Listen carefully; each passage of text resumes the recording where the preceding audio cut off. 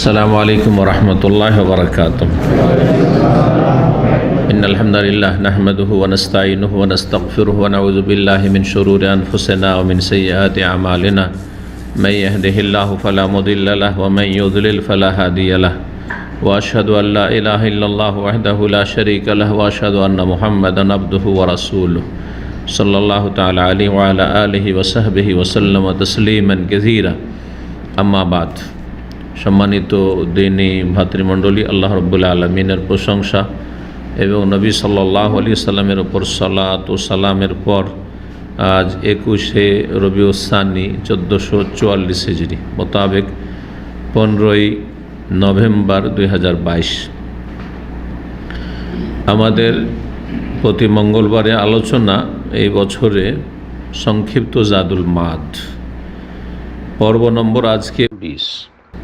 বিষয়বস্তু সেজদায় তেলাওয়াতের ক্ষেত্রে নবী সাল্লাল্লাহু আলাইহি সাল্লামের আদর্শ। কোরআনে কারীমের বিভিন্ন আয়াতের তেলাওয়াতের সেজদা, যে আয়াতগুলিতে সেজদা রয়েছে সুন্নাত,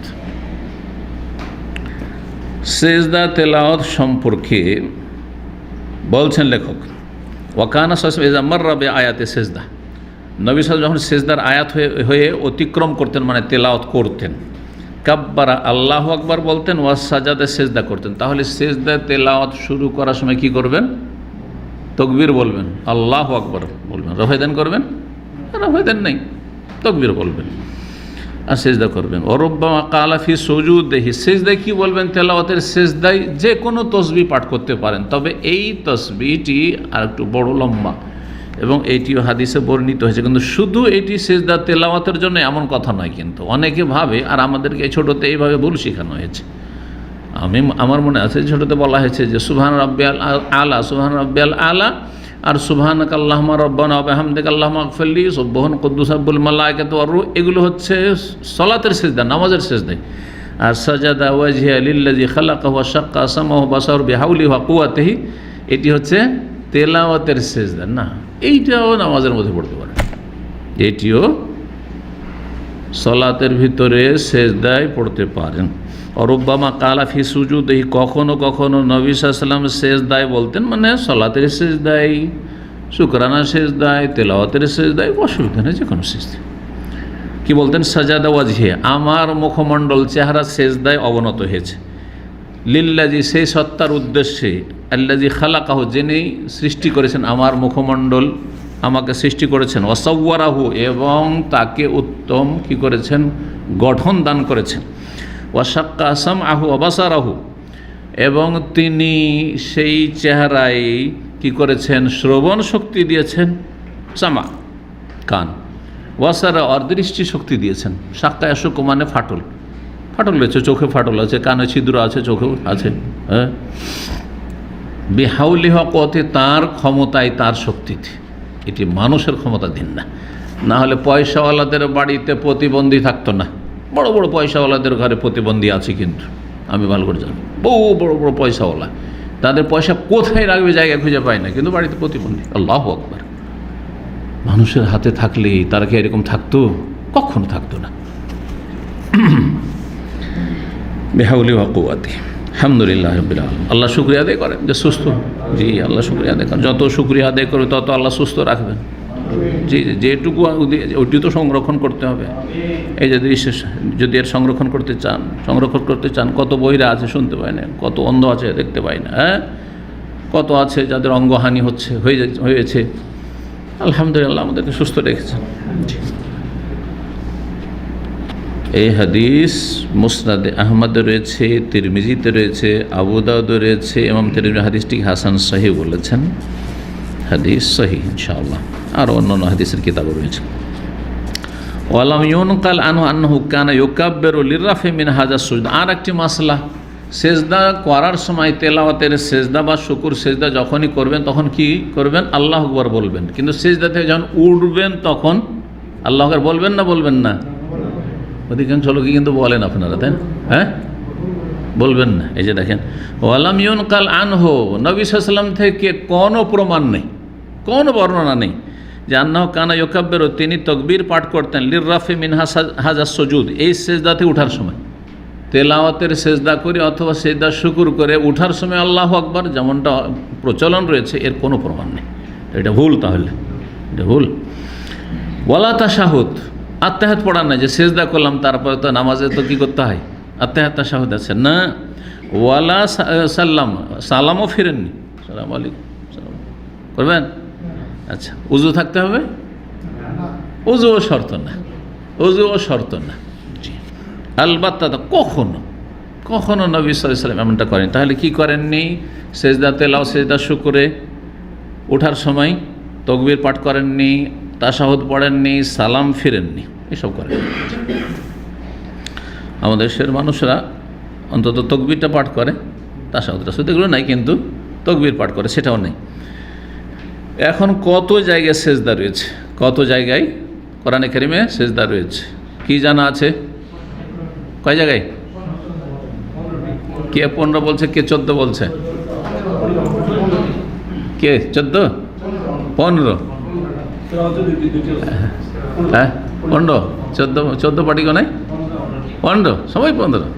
তো একমত হয়ে গেলেন, ইজমা হয়ে গেল আপনাদের। দেখেন, আপনারা এই কয়জন যে একমত হয়ে গেলেন, কিন্তু আবু হানিফা, শাফি, মালিক, আহমদ একমত হইতে পারেনি। কত বোঝা গেছে? 4 ইমাম একমত হয়নি। আহলে হাদিস আলেমদের মাঝে যদি কোনো মাসলা নিয়ে ইখতিলাফ থাকে, তো জনগণ অনেকে বিব্রত হয়। তো এটা কেমন কথা হইল?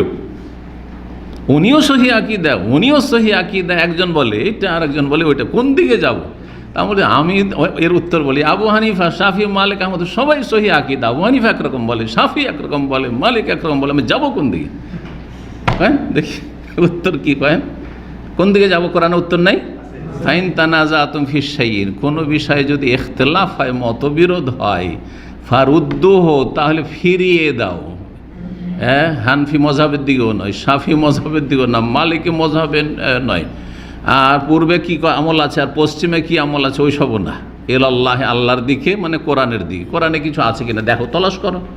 কোরআনে যদি না পাও খুঁজে, সংক্ষেপে ওতে সব কথা নেই, তাহলে ওর রাসূল সাল্লাল্লাহু আলাইহি ওয়াসাল্লামের দিকে ফিরিয়ে দাও। দেখো হাদিসে কি আছে, সেই হাদিস এই মর্মে কি আছে, সেখানেই চূড়ান্ত ফয়সালা হবে কোরআন এবং হাদিস দিয়ে। জি, আবেগ দিও না।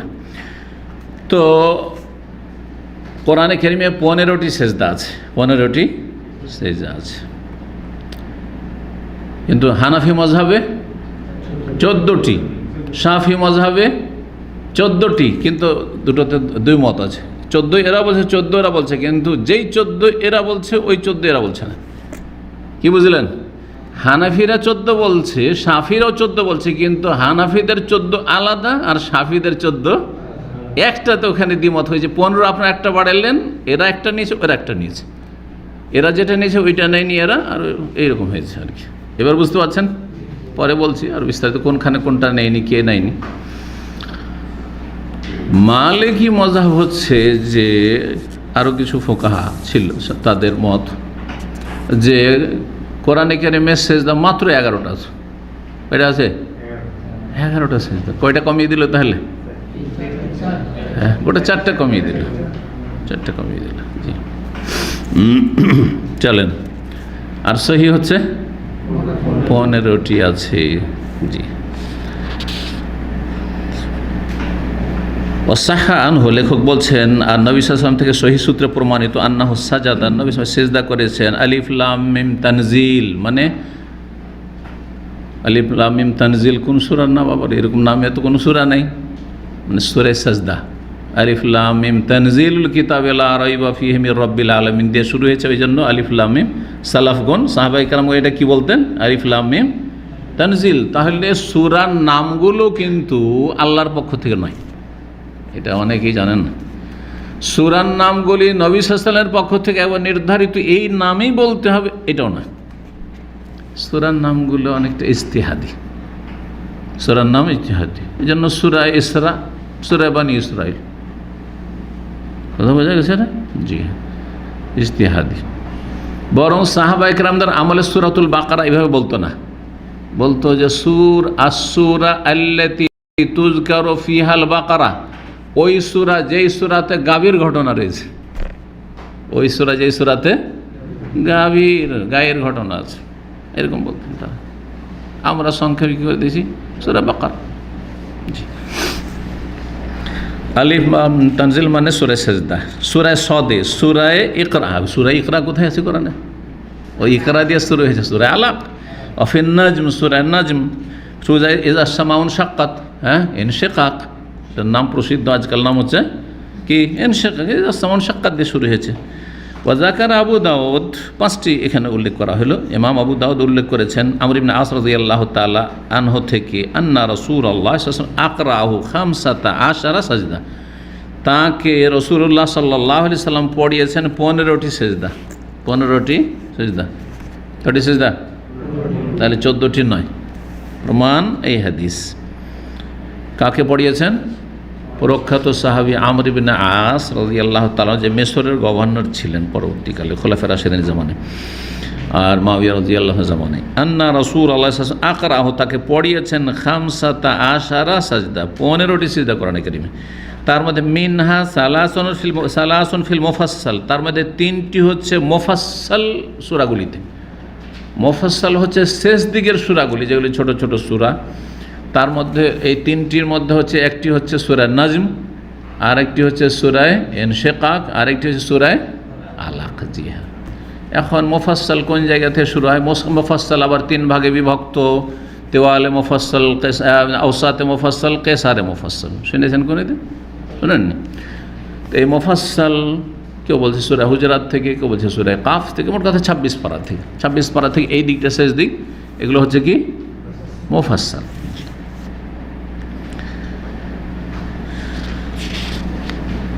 কোরআনে কারীমকে এইভাবে ভাগ করা হয়েছে। জি, এটি হলো মুফাসসাল। কিছু আছে মেইন, যেগুলোতে 100 বা তার বেশি আছে আয়াত, এগুলো হচ্ছে মেইন, মেয়া থেকে।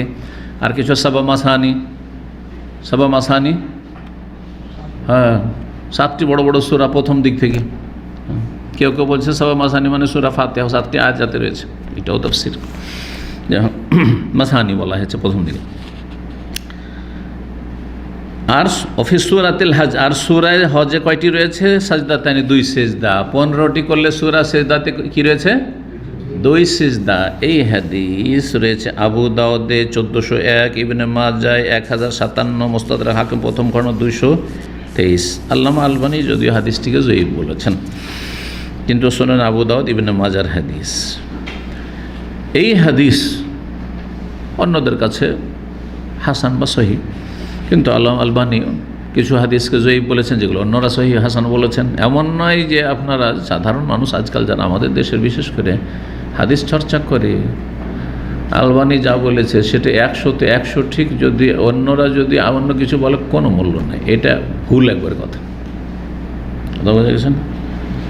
কখন আল্লামা আলবানী যঈফ বলেছেন, অন্যদের কাছে হাদিস সহিহ, এটাই ঠিক। আবার কখনো কখনো, যদিও বেশিরভাগ ক্ষেত্রে আল্লামা আলবানী তাহাকে গ্রহণযোগ্য। যারা হাদিস নিয়ে আমরা পড়াশোনা করেছি এই বিষয়গুলি আমরা ভালো করে জানি। আর এর বিপরীত কখনো কখনো আল্লামা আলবানী হাদিসকে সহিহ বলেছেন, অন্যদের কাছে যঈফ। যেমন 15 শাবান সম্পর্কে যে হাদিস, অন্যদের কাছে যঈফ। তারপরে নবী সাল্লাল্লাহু আলাইহি ওয়াসাল্লামের নবী হওয়ার পরে 40 বছর বয়সের পরে আকিকার কথা আলবানী সহিহ বলেছেন, এগুলো হাদিস অন্যদের কাছে সহিহ।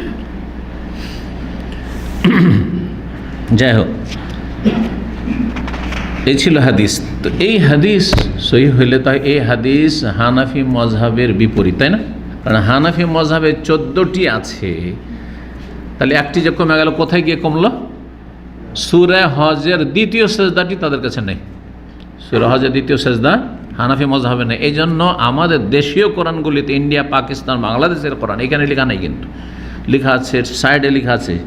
আমাদের তো লেখা থাকে কোরআনে সাইডে সেজদা সেজদা সেজদা বা সেজদা তেলাওয়াত লেখা থাকে। তার মধ্যে ওখানে লেখা আছে সূরা হজের শেষ সেজদাই যে আস-সাজদাতু ইনদাল ইমাম শাফি, এই সেজদা হচ্ছে ইমাম শাফির নিকটে, হানফিদের নিকটে নয়। সুতরাং এই হানফি তেলাওয়াতকারী এখানে সেজদা করবে না। তুমি কথা বোঝা গেছে না? জি। তাহলে একটা মাইনাস হয়ে গেল, 14 হয়ে গেল হানফি মযহাবে।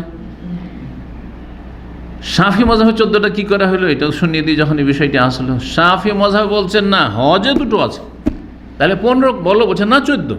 কোথায় বলছে যে ওই সূরা সদে যে সিজদা বলছো ওটা সিজদা না, ওখানে সিজদা না, ওইটা দাউদ আলাইহিস সালামের তওবা কবুল হয়েছে সেজন্য তিনি সিজদা করেছেন, শুকরানা, আমাদের কি ওইখানে সিজদা নেই। এর বোঝা গেছে? তো ওখানে গিয়ে শাফিদের কাছে একটা কমে গেল। তো আমরা শুধু হানফি মজহাবের বিরোধী না ভুলের বিরোধী? কারণ আমাদের দেশের মানুষরা ভুল মেসেজ দেন, মোল্লারা বিশেষ করে, যে এরা আহলে হাদিসরা হানাফি বিদ্বেষী। না না না না, ভুল বিদ্বেষী, ভুলের বিরোধী। ভুল কেন করবেন? দেখেন এখানে সমান সমান ভুল, একটা ভুল হানফি মজহাবে, তার একটা ভুল শাফি মজহাবে। এইখানেও সিজদা আছে, ওখানেও সিজদা আছে। নবী সাল্লাল্লাহু আলাইহি ওয়াসাল্লাম সূরা সদে সিজদা করেছেন, আর সূরা হজের দুটোতেই সিজদা প্রমাণিত এবং নবী সাল্লাল্লাহু করেছেন। তারপরে এখন বাকি থাকলো মালিকি মজহাব, ওতে যে 4টা গায়েব হয়ে গেল। তো ওখানে একটা কমেছে সূরা সদ, আর একটা কমে, আর 3টে কমেছে কোথায়? ও মুফাসসালের একটাও সিজদা তারা বলছেন না, ওইটা নাই। দলিল তাদের একটি হাদিস রয়েছে ইবনে আব্বাস রাদিয়াল্লাহু তাআলা আনহুমা থেকে বর্ণিত হাদিস জয়ীফ, ওই হাদিসটির কথা এখানে বলছেন। ও আম্মা হাদিস ইবনে আব্বাস রাদিয়াল্লাহু তাআলা আনহুমার যে হাদিস রয়েছে, কোথায় রয়েছে? এটি আবু দাউদে রয়েছে 1403 নম্বর হাদিসুন জয়ীফ হাদিস। কি আন্নাহু সাল্লাল্লাহু ইয়াসজুদ ফিল মুফাসসালে, নবী সাল্লাল্লাহু আলাইহি ওয়াসাল্লাম মুফাসসাল সূরাগুলিতে সিজদা করেননি। মুনযু তাহাওয়ালা ইলাল মাদিনা, যেই দিন থেকে মদিনা হিজরত করেছেন, মদিনা হিজরতের পরে নবী সাল্লাল্লাহু আলাইহি সাল্লাম মুফাসসালে কোনো সিজদাই করেনি। আর মুফাসসাল হচ্ছে সূরা, মুফাসসালের সিজদা হচ্ছে 3টি, সূরা নাজম, সূরা ইযা সামাউন শাক্কাত ইনশিকাক, আর সূরা আলাক। মানে এই 3টাতে সিজদাই করেননি। কে বর্ণনা করেছেন? ইবনে আব্বাস রাদিয়াল্লাহু তাআলা আনহুমা। ইবনে আব্বাস রাদিয়াল্লাহু তাআলা আনহুমা ওই সময় নবী সাল্লাল্লাহু আলাইহি হিজরতের সময় ছোট ছেলে, এই ছেলের চাইতে বয়সে ছোট, 10-11 বছর। ফাহুয়া হাদিসুন যায়ীফ, এই হাদিসটি যায়ীফ। এই হাদিস যদি সহি হইতো তাহলে মালিকীদের দলিল ঠিক হইতো, তাহলে 3টা গেল ওখানে। কেন যায়ীফ? ইসনাদে আবু কদামা, ওর সনদে আবু কদামা হারিস বিন উবাইদ রয়েছে, ওয়ালা ইউহতাজ্জু বিহি, ওর হাদিস দলিল হিসেবে গ্রহণ করা যাবে না। ওয়া আল্লাহ ইবনুল কাত্তান মাতার ওয়াররাক, আর ইমাম ইবনুল কাত্তান রাহিমাহুল্লাহ বলেছেন আর একজন বর্ণনাকারী মাতার ওয়াররাক রয়েছে, সেও যায়ীফ। তাহলে 2 রাবি, 2 বর্ণনাকারী যায়ীফ। ওয়াকাল, আর বলেছেন কানা ইউশবিহু ফি সুইল হিফজ, সে হচ্ছে স্মৃতিশক্তি দুর্বল হওয়ার দিক থেকে তার মতো, মানে 2 জনের স্মৃতিশক্তির দিক থেকে দুর্বল। হাদিস যায়ীফ হওয়ার কারণ 2 ধরনের হইতো। এক ধরন হয়তো ধর্মীয়, আর এক ধরনের হয়তো স্বাস্থ্যগত। ধর্মীয় সমস্যা মানে সে হচ্ছে শিয়া, আর শিয়ারা মিথ্যুক, হাদিস না যাবেন না, হ্যাঁ, সে হচ্ছে এমনি মিথ্যুক, শিয়া ধর্মে বিশ্বাসী নয়, কিন্তু সে মিথ্যুক, মিথ্যা কথা বলে, তার এটা ধর্মীয় সমস্যা, তার দিনদারিতে সমস্যা, তাকওয়াতে সমস্যা, সুতরাং তার হাদিস যায়ীফ। যে মিথ্যা কথা বলতে পারে, মানুষের সাথে অহরহ মিথ্যা বলছে, তো হাদিস রসুল কখন মিথ্যা বলে দিতে পারে? হাদিস মুনকার, তার বাদ। একবার যদি প্রমাণ হয়ে গেছে যে নবী সাল্লাল্লাহু হাদিসে একটা হাদিসে সে ধরা খেয়েছে যে সে মিথ্যা বলেছে, তাহলে তার সব হাদিসকে মওযু বলেছেন, কারণ বোঝা তো জানে যে কোনটা মিথ্যা বলেছে আর কোনটা সহিহ। সুতরাং এই লোকের হাদিসই নেওয়া যাবে না, মওযু সবই। কথা বোঝা গেছে? আর যদি দুনিয়ার কাজকর্মে, ব্যবসা বাণিজ্য এসবই মিথ্যা কথা বলে, তাহলে তার হাদিসকে মুনকার। একটু সতর্কতা, হাদিসে কোনো প্রমাণ পাওয়া যায় না জীবনে মিথ্যা কথা বলার ওই লোকের, এটা হাদিস চর্চার যুগের কথা বলছি, কিন্তু মানুষের সাথে কথা বলতে গিয়ে মিথ্যা কথা বলতো, তাহলে তার হাদিসে মুনকার, হ্যাঁ, যায়ীফ জিদ্দান, অত্যন্ত দুর্বল, বাতিল, ওয়াহি, এরকম বলা হয়েছে। বোঝা গেছে? আর একটা দুর্বলতা হচ্ছে মানসিক, মানে সৃষ্টিগত, তার ধার্মিকতার দুর্বলতা নেই, স্বাস্থ্যগত দুর্বলতা, স্মৃতিশক্তি দুর্বল, মনেই রাখতে পারে না। শুনলো একরকম, আর একরকম বয়ান করে দিল। আপনার ধর্ম অনেকে আছে, এখান থেকে শুনলো একরকম, শুনলো যে সহি হচ্ছে সেজদা হচ্ছে কয়টি? 15। রুমে গিয়ে বলছে যে শুনলাম যে সেজদা হচ্ছে 14টি। কথা ঠিক বললো না ভুল বললো? ভুল। কিন্তু সে মিথ্যুক নয়, কিন্তু তার ধার্মিকতার সমস্যা নেই। সমস্যা কোথায় আছে? স্মৃতিশক্তির সমস্যা আছে। আসলে ক্লাসে ঘুমায়, আজকে ঘুমাচ্ছে না মাশাআল্লাহ। এখন ক্লাসে ঘুমায়, ঘুমের মাঝখানে হঠাৎ করে এবার 14 শব্দটি শুনেছে, 15টা শুনেনি কিন্তু 14 শুনেছে, ওইটাই নিয়ে ছো মেরে নিয়ে গেছে, ওই খালাস ওইটি বোঝা গেছে। ধার্মিকতায় সমস্যা নেই, কিন্তু স্বাস্থ্যগত এর স্মৃতিতে সমস্যা আছে। ওদের হাদিস জয়ীফ।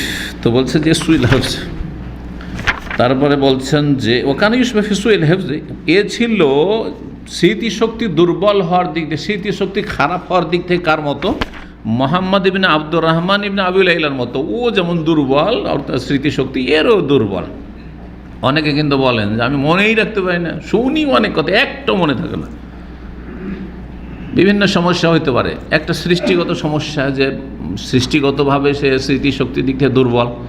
অনেকে আছে আগে খুব মনে থাকতো, এখন মনে থাকে না। তাহলে ওর পিছনে একটা গুরুত্বপূর্ণ কারণ, সেটা হচ্ছে দিনদারিতে অভাব, পাপ, বিভিন্ন পাপ করছে, যার ফলে পাপ নিয়ে মানসিক অশান্তি থাকার কারণে আর মগজে ভালো কথা ধরে রাখতে পারে না। জি হ্যাঁ, ইমাম শাফি রাহিমাহুল্লাহ এই ওসিয়তটি করেছিলেন যে মনে থাকে না কেন না। ইমাম শাফি নিজেই বলছেন, ও কি তার ওস্তাদকে, ইমাম শাফির নিজের সমস্যা, এত বড় ইমামের মনে থাকে না, তার মানে আমাদের মতো নয়, মানে সব কথা মনে থাকে না। সেই যুগে তো সব কথা মনে থাকতো অনেকের, যা শুনলো রেকর্ড এখানে। তো ওনার কেন এরকমটা হইতো না? তো সাকাউতু ওয়াকিয়ান সুয়াহেব জাই ফাউসানি আল্লাহ তারকিল মাসি, আমি ইমাম ওয়াকির কাছে আমি অভিযোগ করলাম যে আমার মনে থাকে না কেন, অনেক কথা ভুলে যায়, যে ফাউসানি বেতারকিল মাসা করলে তুমি গুনাহ ছাড়ো, তোমার যেন কোনো গুনাহ না হয়। গুনাহ হইলেই কি হবে? আল্লাহ রহমত বরকত কমিয়ে দেবে, কেড়ে নেবে, যত বাড়বে তত কাটবে, তত বাড়বে, এইটা ব্যাপার আছে। আর একটা জিনিস, যারা গুনাহ করে একটু টেনশনে থাকে, দেখবেন যারা গুনায় লিপ্ত, বিভিন্ন গুনায় জড়িয়ে আছে, মানসিক অশান্তিতে থাকে, কারণ তার তো ইতমিনান কলব নেই, মনের প্রশান্তি নেই। আল্লাহ জিকিরিল্লাহ তাতমাইন্নুল কুলুব, জিকিরুল্লাহ থেকে গাফেল, সে পাপ করছে, যার ফলে যখন মানুষ অশান্তিতে থাকে তখন আর স্মৃতি শক্তি ওভাবে ধরে রাখতে পারে না। ওয়াইবা আলা মুসলিমিন ইখরাজ হাদিসিহি ইনতাহা। এখানে আর একটি কথা, সনদের কথাই চলে এসছে, মাসলা কিন্তু শেষ হয়ে গেছে। বলছেন যে ইমাম মুসলিম রাহিমাহুল্লাহ এই লোকের হাদিস বর্ণনা করেছেন তার কিতাব মুহাম্মদ ইবনে আব্দুর রহমান ইবনে আবি লাইলা, অথচ স্মৃতিশক্তি তার দুর্বল, তার হাদিস কেন নিয়েছেন তিনি? এটা কি ইমাম মুসলিমের আয়েব, দোষ ধরা হয়েছে যে ইমাম মুসলিম এত বড় ইমাম, তার কিতাব সহিহ, কিন্তু তার এটা দোষ যে তিনি স্মৃতিশক্তি দুর্বল এমন ব্যক্তির হাদিস গ্রহণ করেছেন। তারপরে ইমাম ইবনুল কাইয়িম রাহিমাহুল্লাহ জবাব দিচ্ছেন, আর সেটা এখানে বর্ণনা করে দিয়েছেন।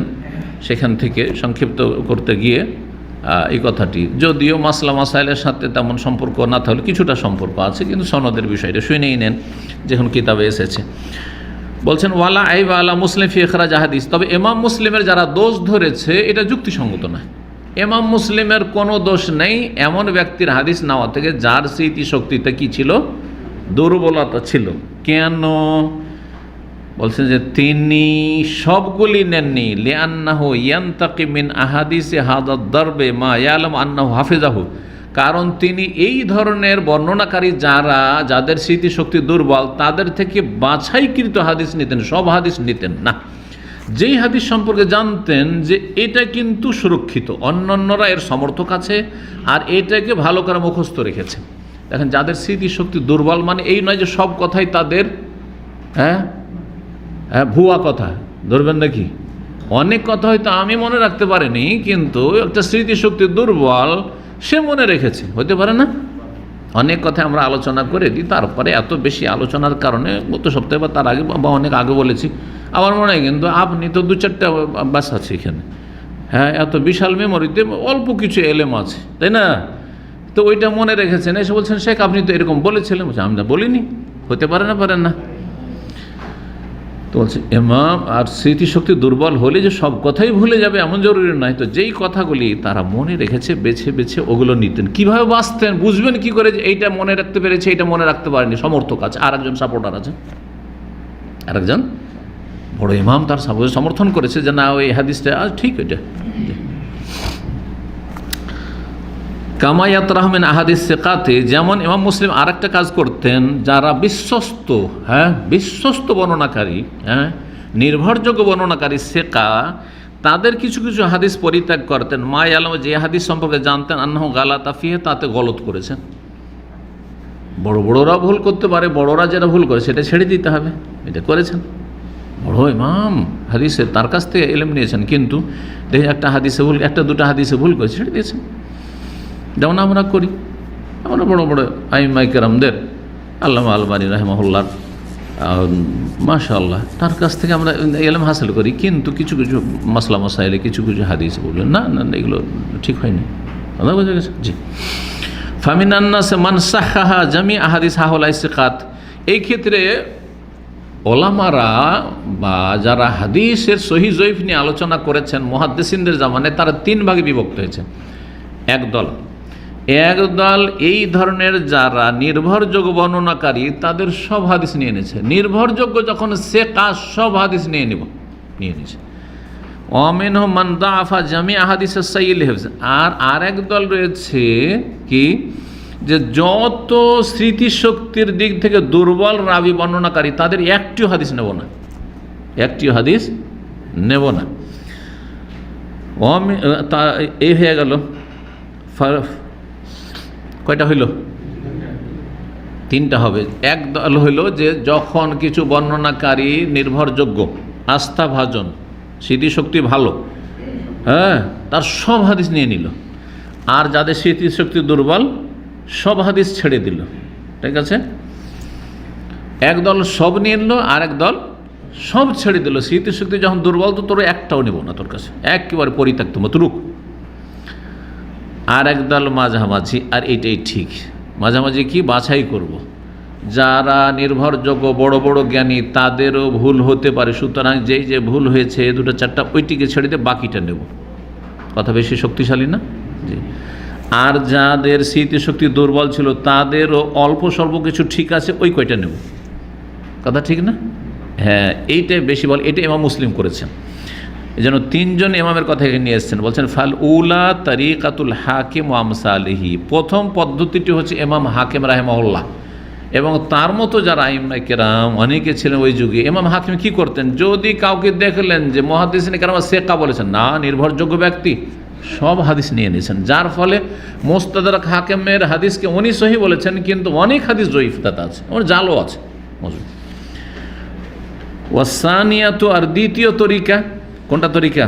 যে যখন স্মৃতিশক্তি দুর্বল, একটিও হাদিস নেব না।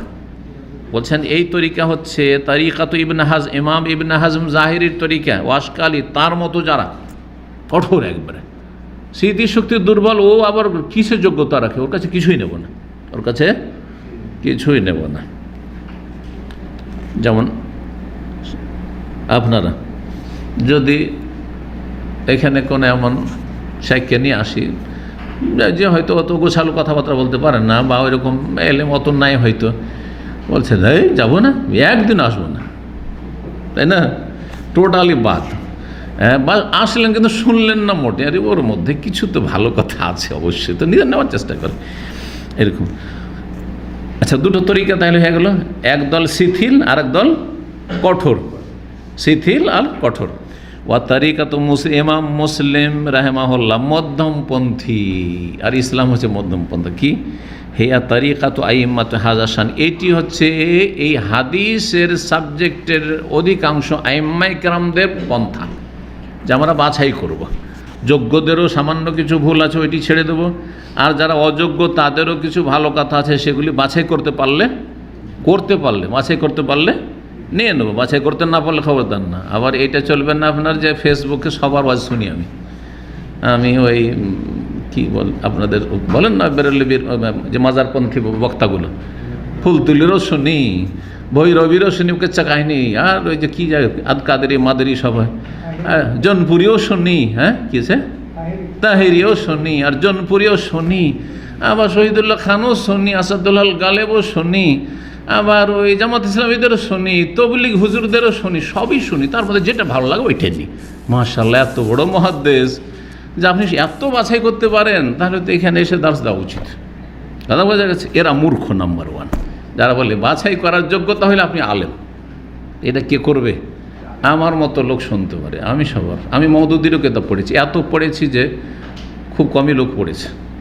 আবার মৌলানা জাকারিয়ার ফাজাইল আমলও পড়েছি, তবলিগ নেশাও পড়েছি। কথা বোঝা গেছে? হ্যাঁ, দেওবন্দীদের কাছেও পড়েছি। দুইজন ওস্তাদ আমার দেওবন্দি কমই ছিল, দেওবন্দি গোড়া হানাফি ছিল, তাদের কাছে পড়েছি। আসমা সিফাতের কোনো জ্ঞানই ছিল, তাদের কাছেও পড়েছি, কিন্তু আসমা সিফাতের জ্ঞান নিইনি তাদের কাছ থেকে। ফেকা নিয়েছি, না ফেকা পড়েছি তাদের কাছে, গ্রামার পড়েছি, আরও কিছু পড়েছি। কথা বোঝা গেছে না? তো আল্লাহ তৌফিক দান করুক। এখানেই আলোচনা আজকে শেষ হচ্ছে। ও সাল্লাল্লাহু সাল্লাম আলা নবিয়িনা মুহাম্মদ ওয়া আলা আলিহি ওয়া সাহবিহি আজমাইন।